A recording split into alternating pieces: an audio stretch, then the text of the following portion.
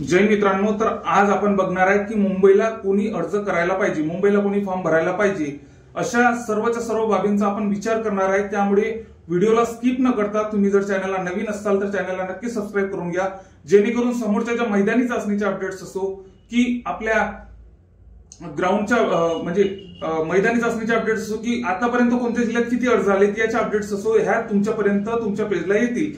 तर मुंबईला कोणी फॉर्म भरावा, तर मुंबईला फॉर्म म्हणजे आता मुंबईला जर 2459 जागा आहेत तर त्याच्या खालोखालच आता यावेळेस पुण्याला 1733 इतक्या जागा आहेत। त्यामुळे कॉम्पिटिशन इथं विभागले गेलेले आहेत, मुलं इथं विभागले गेलेले आहेत, तसेच इतर जिल्ह्यांमध्ये विभागले गेलेले आहेत। म्हणजे एक प्रकारचा ट्रायंगल इथं आपल्याला निर्माण होताना दिसतो। त्यामुळे बरेचसे मुलं यामध्ये संभ्रमात म्हणजे कन्फ्युज झालेले आहेत की आता अर्ज कुठं करायचा। आता आजची जरी 13 तारीख आली, 13 नोव्हेंबर असली, 30 नोव्हेंबरला आपल्या अर्ज प्रक्रिया संपते, तर आतापर्यंत पण बऱ्याचशा मुलांनी जिल्हा निवड केलेली नाही। तर जिल्हा निवडीला कोणत्या बाबींचा विचार करायला पाहिजे, जसं की अंशकालीन असो, माझे सैनिकच्या जागा असो, माझे सैनिकच्या जागा कुठं खाली गेल्यात, अंशकालीनच्या जागा तर आपल्या सर्वसाधारण उमेदवारांना भेटतच असतात। अशा सर्व बाबींचा आपण विचार करून आपण जिल्ह्याची पण निवड केलेली आहे। जिल्हा निवडीवर पण मी बरेचसे व्हिडिओ बनवलेले आहेत, ते तुम्ही बघून घ्या। सोबतच आता मुंबईला अर्ज कोणी करायला पाहिजे, तर मुंबईला अर्ज कोणी करायला पाहिजे, तर ज्यांची आता पहिली भरती आहे, ज्यांचा अभ्यास जेमतेम झालेला नाही, त्यांनी मुंबईला अर्ज करायला पाहिजे। कारण की मुंबईला रिस्क कमी असते।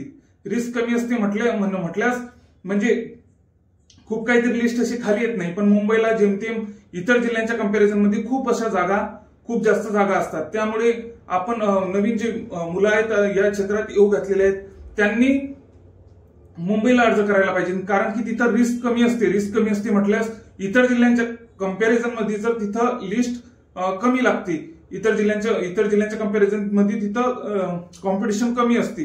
त्यामुळे नवीन मुलांनी मुंबईला अर्ज करायला पाहिजे। तर मुंबईला अर्ज कोणी नाही करायला पाहिजे, तर मुंबईला अर्ज ज्यांचं 1-2 मार्कांनी वेटिंगला राहिलेले आहेत, सोबतच त्यांचं 40+ ग्राउंड, 85+ पेपर असं जर टोटल होत असेल तर त्यांनी मुंबईला अर्ज करायला नाही पाहिजे। कारण की त्यांनी इतर जिल्ह्याची निवड करायला पाहिजे, जेणेकरून आपल्याला माहितीच आहे की मुंबईच्या ड्युट्यांची परिस्थिती सर्वांकडून अशी लपलेली नाहीच आहे की मुंबईला खूप हार्ड ड्युटी असतात, हे आपल्याला सर्वांना माहितीच आहे। म्हणजे आपल्या ज्या ग्रामीण भागातल्या मुलांना असतात ना, तर त्यांना मुंबईला सेटल होण्यामध्ये खूप काहीतरी असा वेळ जातो। त्यामुळे आपण इतर जिल्ह्यांचा पण विचार करायला पाहिजे। कारण की आणि मुंबईला अर्ज कोण करू शकते की त्यांना रिस्क यावेळेस 2025च्या भरतीमध्ये तर रिस्क घ्यायचीच नाही, तर अशा मुलांनी मुंबईला अर्ज केला तरी चालते। म्हणजे यावेळेस जर रिस्क घ्यायचीच नसेल तर मुंबईला अर्ज करू शकतात। म्हणजे पुण्याला पण त्याच्या खालोखाल 1733 इतक्या जागा आहेत।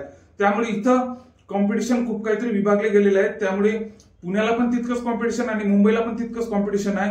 म्हणजे मुंबईला यावेळेस कॉम्पिटिशन कमी राहू शकते, कारण की पुण्याला पण भरपूर जागा आहेत।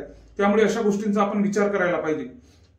तसेच तिथल्या मुंबईच्या जर पेपरचा आपण मागच्या वेळेच्या जर पेपरचा विचार केला, तर मुंबईचा पेपर हा आपण आता बघूयात की तिथल्या पेपरचा जर 2023चा जर विचार केला, 2023च्या मुंबई पोलीसचा जर पेपरचा विचार केला, तर मराठीला एकूण 13 मार्क्सचं मराठी आलं, 25 मार्काचं गणित आलं, बुद्धिमत्ता 9 मार्कांचं आलं आणि जीके 53 मार्कांचं आलं।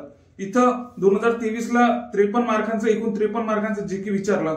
म्हणजे मुंबईला जीके खूप विचारले जाते, हे आपल्याला माहितीच आहे आधीपासूनच। आणि 2024चा मागच्या वर्षीच्या जर भरतीचा विचार केला तर मराठीला 24 मार्काचं मराठी आलं, गणित 21 मार्कांचं आलं, बुद्धिमत्ता 18 मार्कांचं आलं, जीके 37 मार्कांचं आलं। अशा प्रकारे मुंबईला हे जीके खूप विचारले जाते। त्यामुळे ज्यांचं जीके खूप काहीतरी स्ट्रॉंग आहे, खूप पक्का आहे इतर विषयांच्या कंपॅरिझन मध्ये, तर ते पण मुंबईला अर्ज करू शकतात। तर अशा प्रकारे मुंबईच्या जर मागच्या भरतीचा जर आपण आढावा घेतला तर यावेळी आपल्याला समजतेच की जीकेवर जास्त भर राहते मुंबईच्या पेपरचा, तर जीकेवर जास्त भर राहते। तर ज्यांचं जीके जास्त बेस्टच, जीके म्हणजे खूप जीके मध्ये चांगले मार्क्स येत असतील तर ते पण मुंबईला अर्ज करू शकतात। ज्यांना यावेळेस रिस्क घ्यायचीच नाही तर ते पण मुंबईला अर्ज करू शकतात। सोबतच ज्यांची पहिली भरती आहे, ज्यांचा अभ्यास झालेला नाही, ते पण मुंबईला अर्ज करू शकतात। अनुभवासाठी असो की जेमतेम अभ्यास झालेला असो, तर ते पण तिथं मुंबईला अर्ज करू शकतात। सोबतच पुण्याला पण सेम कंडिशन तशीच आहे। त्यामुळे आपण आणि ज्यांचं 1-2 मार्कांनी कटलेले आहेत, ज्यांचं 40+ ग्राउंड 85+ पेपर येत असेल, त्यांनी इतर जिल्ह्यांचा पण जिल्हा निवडीचा योग्य तो जिल्हा निवडा व योग्य तो तिथं फॉर्म भरा. तर अशा प्रकारे आपण सर्व बाबींचा आपण विचार केलेला आहे. तर मुंबईला कोणी अर्ज करायला पाहिजे, कोणी नाही करायला पाहिजे.